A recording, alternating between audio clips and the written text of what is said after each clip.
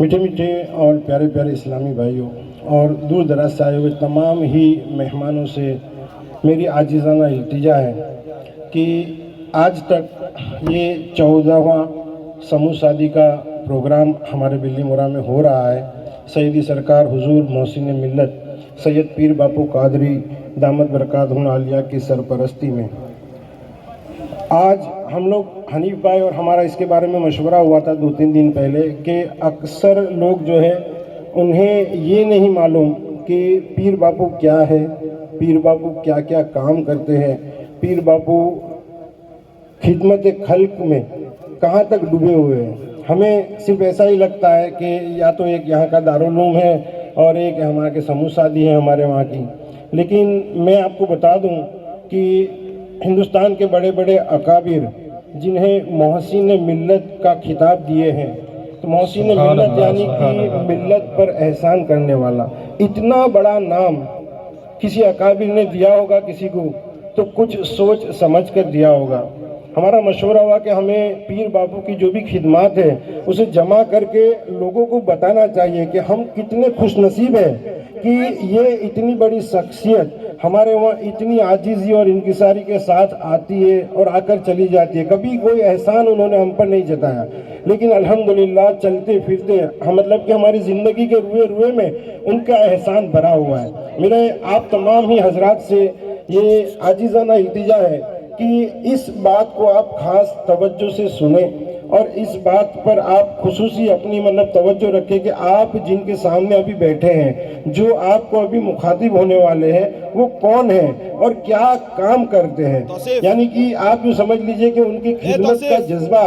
اس بات سے آپ اندازہ لگا لیجئے کہ جب آج سے تقریباً 1990 کے آس پاس جب وہ مدرسے میں پڑھتے تھے، جب وہ مدرسے میں عالم ہو رہے تھے، ایک سید زادہ، اور اس پر بھی اگر وہ عالم ہو تو نور علی نور، اور کہ اس وقت ان کا یہ جذبہ تھا کہ اس وقت جو ان کے گاؤں میں ان کے اطراف میں جو حالات تھے، جو لوگ کہ دین سے دور تھے، لوگ اپنے وہاں شادی بیاہوں میں جو ڈھول تماسے ڈی جے وغیرہ بجاتے تھے، ایسے لوگوں کو دیکھ کر ان کا دل جو کڑتا تھا، اور انہوں نے اس وقت یعنی کہ جب ابھی تو وہ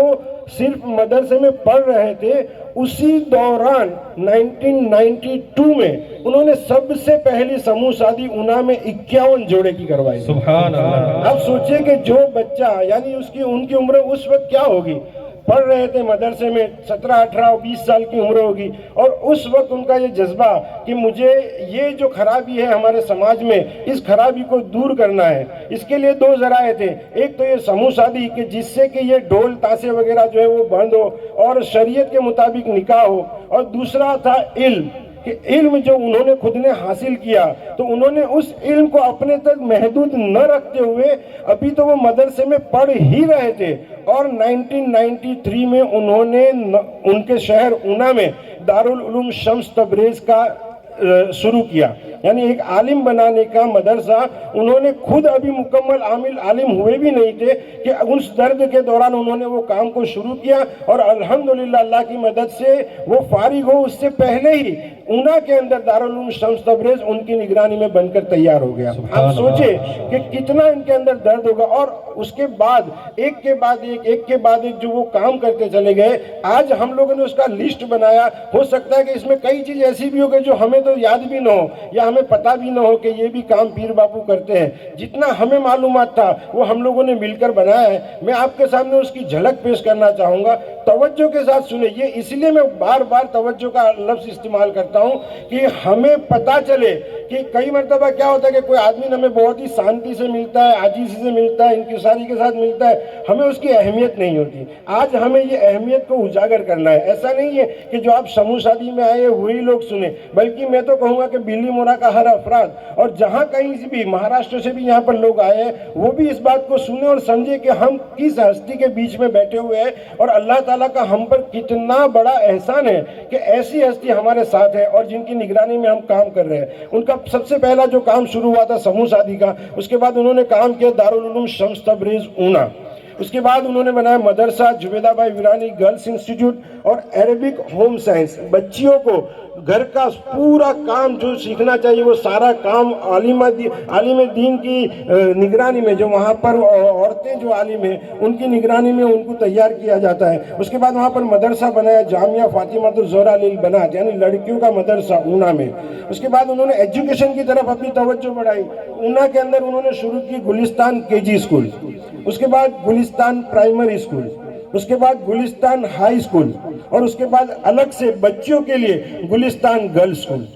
اس کے بعد ہاشمی شیون کلاس کہ ہماری بچیاں جو ہے وہ کچھ ہنر حاصل کر کے اپنے گھر جائیں. اس کے بعد انہوں نے شروع کیا مختار اشرف کمپیوٹر سینٹر. کمپیوٹر کی ضرورت فی زمانہ کسی نہیں ہے. یہ بات انہوں نے کتنے سال پہلے سوچ لی تھی، سمجھ لی تھی، اور ایک دو نہیں بلکہ 3 الگ الگ انہوں نے کمپیوٹر سینٹر شروع کیے. مختار اشرف کمپیوٹر سینٹر، رحمانی کمپیوٹر سینٹر اور علانہ کمپیوٹر سینٹر. اس کے علاوہ مدرسہ غوثیہ وڈالہ اونا،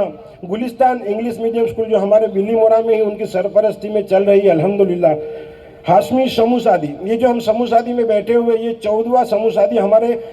بلی مورا کا ہے، لیکن پیر بابو کی نگرانی میں کل 56 سمو سادی ہو چکی ہے اب تک، اور جس میں تقریباً 3000 سے زیادہ جوڑے جو ہے وہ مطلب کہ نکاح یہاں پر کر چکے الحمدللہ. اور اس کے بعد جو ہے ہاشمی سمو شادی ایسا نہیں کہ صرف نوساری میں ہوتی ہے، اونا میں ہوتی ہے، بلی مورا، کیشود، راجولا، آسرانہ، تاتنیا، نندوربار مہاراشٹر اور دیگر جہاں بھی ضرورت پیش آتی ہے پیر بابو ہمیشہ پیش رہتے ہیں کہ سماج کے اندر سے یہ جو بدی ہے کو رواج کی اور فضول خرچی کی اسے ہٹا کر اس طرح سادگی کے ساتھ آسانی کے ساتھ نکاح کو آسان کیا جائے. اس کے علاوہ مساجد، مدارس اور مکاتب کی تعمیری کام میں بھی ان کا بڑھ چڑھ کر حصہ ہوتا ہے. ملت یعنی سماج سیوا، اناج تقسیم کرنا وغیرہ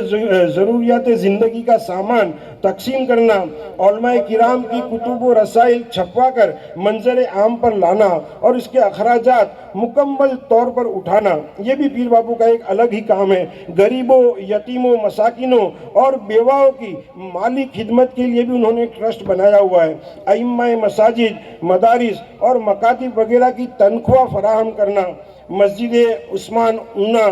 مدینہ مسجد ڈونگر، مسجد مولا علی نوساری، جامع مسجد تاتنیا، قادری عبادت گاہ بلی مورا، اور اس کے علاوہ 6 ایسے مدارس ہیں جہاں پر بڑے بچوں کی تعلیمات ہوتی ہے. بالیگان مدرسہ برائے بالیگان یعنی جو بڑے ہو گئے ہیں عشاء کی نماز کے بعد ان کے لیے بھی الگ سے مکتب لگا کر انہیں بھی قرآن پاک کی تعلیمات سے دوچار کیا جاتا ہے. اداروں، اسکولوں، کالجوں وغیرہ میں تعلیم حاصل کرنے والے طالب علم اور اسٹوڈنٹ کی مکمل فیس ادا کرنا اور دیگر اخراجات فراہم کرنا. اس کے علاوہ راجستھان میں ایک اکیڈمی ہے فاروق علی اکیڈمی، وہ بھی پیر بابو کے ماتحت چل رہی ہے. وقتاً فوقتاً موذی امراض میں مبتلا حضرات کے لیے چیک اپ کیمپ کروانے کا انتظام بھی کرواتے رہتے ہیں. غریب لوگوں کو مکان بھی تعمیر کروا کر دیے ہیں. بیان اچانک آنے والی آسمانی و زمینی آفت و بلیات سے دوچار ہونے والے افراد کی فوری طور پر مالی امداد کرنا. جو واوا جوڑا آیا ہوا تھا اس طرح جہاں جہاں جو بھی تکلیف ہوتی ہے، فلڈ کہیں آتا ہے تو فوراً یعنی کہ آج اگر تکلیف ہوئی تو ویری نیکسٹ ڈے دوسرے دن سے اس علاقے میں خدمت کا کام شروع پیر بابو کے ہستک ہو جاتا ہے الحمدللہ ثم الحمدللہ. اس کے علاوہ اجتماعی قربانی کا بھی انتظام ہوتا ہے. تو میرے میٹھے اور پیارے اسلامی بھائی، یہ جو مجھے اور حنیف بھائی کو، غنی بھائی کو ہمیں جو یاد آئے ہم لوگوں نے وہ نام لکھے ہیں. نہ جانے اور ایسے کتنے کام ہوں گے جو پیر بابو کے ہستک چل رہے ہوں گے. تو میری آپ سے التجا ہے کہ میں آپ سے کوئی چندے کا سوال کرنے کے لیے کھڑا نہیں ہوا ہوں، لیکن یہ بات کو سمجھے کہ ہم کتنے خوش نصیب ہیں کہ ایسی ہستی جو اللہ کی بارگاہ میں یہ مقبولیت پا چکی ہے تب جا کر کے اتنے کام ہوتے ہیں. کیونکہ یہ سب کام کرنا جو ہے نا وہ آسان نہیں ہوتا، یہ بہت مشکل ترین کام ہوتا ہے. یہ کام صرف اور صرف اللہ عز و جل کی رضا، ان کے فضل و کرم اور سرکار علیہ السلام صلی اللہ تعالیٰ علیہ وسلم کی تصدق سے، ان کے صدقے وسیلے سے، ان کی نگاہ رحمت سے یہ کام ہوتے ہیں. تو میں آپ تمام سے التجا کروں گا کہ آپ ہمیشہ اپنی دعاؤں میں پیر بابو کے لیے بھی خاص دعا کرتے رہے کہ اللہ تعالیٰ انہیں صحت کاملہ و عاجلہ عطا فرمائے. اسی طرح دین و دنیا کے کام خدمت انجام دیتے رہے اور ہمارے سر پر اللہ تعالیٰ ان کا سایہ تا دیر قائم و دائم رکھے.